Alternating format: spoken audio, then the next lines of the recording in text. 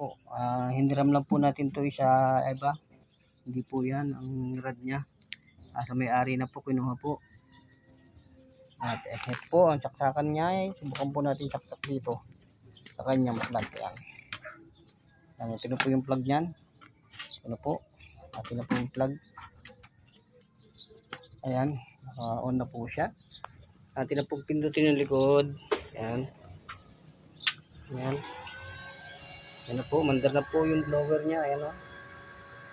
Ayan. Ayan na po siya. Ayan. Huwag po natin i-adjust. Ayan. Ayan. Adjust po natin ng 140. Ayan. Ito na po yung rad niya. Ito.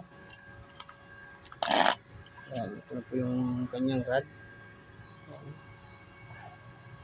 Ayan. Ito na po yung kanyang ground. Ayan po yung ground. Try po natin i-spot. Ayan. Okay na po. Ayan. Okay na po itong welding na ginawa po natin. Ayan. May output na po siya.